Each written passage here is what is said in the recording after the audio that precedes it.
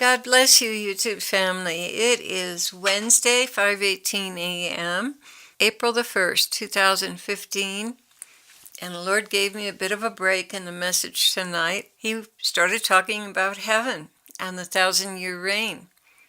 So this is going to be a fun subject to share with you. It'll definitely be a welcome break from all the heavy stuff.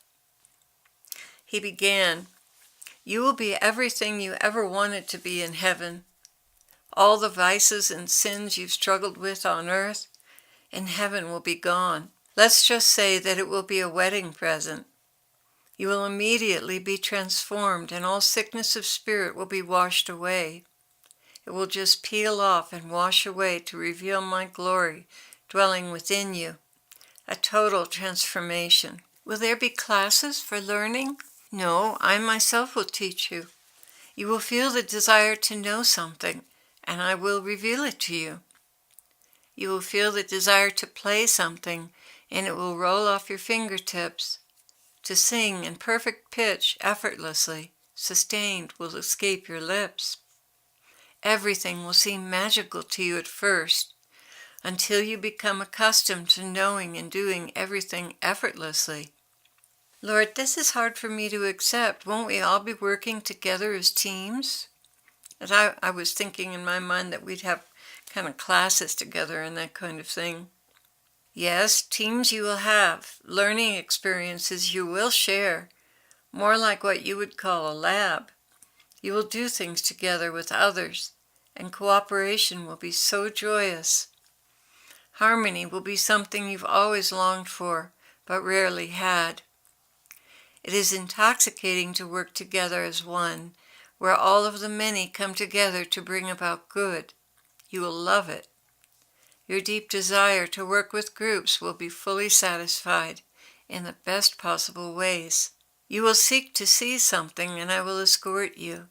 Nothing will be impossible to you, except evil. This is yet another gift, because in heaven the door has been closed to evil. It will not enter. It will not entice. My daughter, you will not feel anything evil.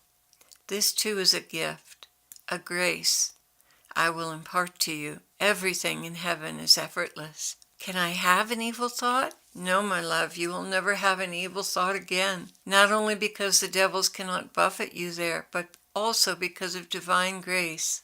All wickedness will be washed out of your system. You will be sparkling clean and glorified. You will be content beyond anything you could ever imagine. You will see into the future and know whatever is necessary to you. You will never guess at anything again. You will never fail to understand me again, or anyone else for that matter. You will have perfect vision into hearts, that you may help them escape death and decay. You will have perfect discretion, timely and sensitive. You will understand the ways of men without effort and easily be able to guide them back to center. You will appear glorious because you will be like me in so many ways. You are going to love how I transform you, and you are going to be unspeakably happy and satisfied. I wanted to share some of the joys of heaven with you because you've had a couple of very rough days, and I can see it has weakened you and stolen your joy. Oh, Jesus, it hurts me so, the lies and calumny spoken by uninformed souls. Oh, it truly hurts me so deeply, and I know it's an obtuse spirit working through them, a brick wall I can never penetrate in my own timing. He continued, "That's right, it's not yet time, but my promise to you, Clare, is that you will be working with me to open their eyes in cooperation with my spirit. When we return, so many things will be changed. First of all, there will be signs and wonders in the sky that will cut many to the quick and instantly turn their hearts. Then you will be working with soft clay, and I will give you wisdom as you have never had. Oh, my love, how you will rejoice at the elegance of my plan, its depth and breadth, height and length. Oh, how magnificent it is, and your wisdom will be as the waters in the ocean. You will understand so much, and what I am speaking here is from my other brides as well. It will make you all so humble that none will be able to resist your sweetness. Will I always be with you, Jesus? You will know me even as I know you, and nothing shall ever separate us. Nothing. I don't understand. I thought there would be times apart. Not apart as you understand it in your world. We will be in complete union, and you will never miss me, because I will be dwelling inside of you, and nothing will interrupt our sweet communion together, because in heaven there is no sin and no pride. This has its advantages and disadvantages, because we will share sorrows together as well as joys. But I thought I wouldn't know about earth doings, not until the end of the tribulation, yet you know how you grieve when I'm rejected. Well, that will still be there, and you will feel it. When we return to earth, and as you work with souls, you will be acutely aware of my feelings for their deeds, and you will have instant knowledge of how each situation is to be handled, even punishments and corrections. Will there be many punishments, Lord, when we return? Will people still be hard-headed and rebellious? You know, I'm speaking for myself there. I sure was hard-headed and rebellious and can still be hard-headed and rebellious. The Lord continued, you will at first see vast improvements in the attitudes of men and women, but corruption goes deep, and some will manifest quickly. Others will emerge slowly, even over generations. You will be able to see clearly the consequences of sin carried down through families. You will work to change that, but some, Clare, will never change, and for this you must have fortitude and deep understanding to be able to weather disappointment.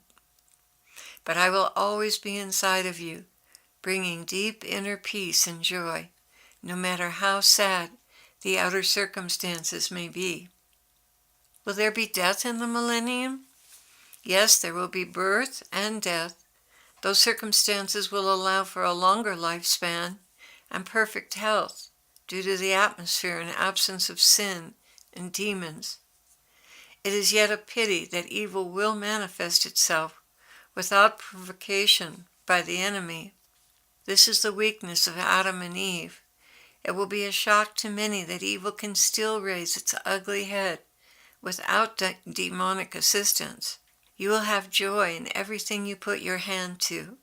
You will see conversions, healings, restorations, and complete transformation of hearts. This will bring you unspeakable joy, as it does for all the angels and saints in heaven. You see, my daughter, so many on earth in this hour long with all their hearts to minister, but the forces allied against them are tremendous, both of a personal nature and an impersonal nature. Few there are that break through this wall, for great perseverance is required and great reliance on me. And there are those who have been chosen and equipped for this, and there are others who have not, and to them I give the grace of prayer. Their desires are manifested in the arenas of evangelism, and while they are not a direct part of the conversions as man sees it, they are the living prayer force behind these evangelists.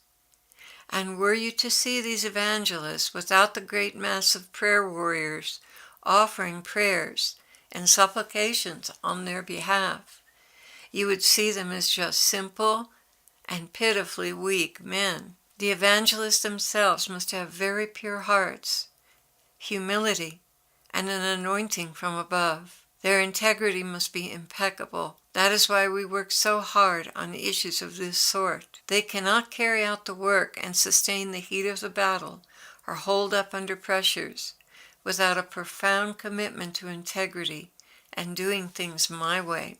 Yet pull the curtain back and the man becomes very, very little in my plan. The intercessors behind the man are tremendous, making him look like a giant, when in reality it is the little ones behind him that are responsible for his perceived stature. In this way, the desires of those who wanted to minister are satisfied. And yet there is a time and a season for all. they will get their turn to touch souls with my love. Everyone gets a turn to do what is on their heart, because their hearts are conformed to mine. And what about worship, Lord? You are now speaking of something out of the realm of understanding. When you are worshiping, you have ceased all human activity and are in the realm of God, your Creator. You cease to be apart and are molded into one with your Creator. Your hearts expand right out of yourself in worship. When you come back to yourself, so to speak, you are totally renewed, energized, and inspired. Whatever you went into the worship with, when you come out, it's totally gone. There's really nothing more I can say about worship, because it is so sublime. You will experience it. That's all I can promise. And you will never, ever be the same again. You are going to go from glory to glory, just as I have written. Lord, is there anything else you want to talk to me about tonight? I'm asking you to keep watch with me. Limit your interactions to necessary communications and return to the place of deep inner communion with me. Much is imparted to you through it. And that was the end of the message.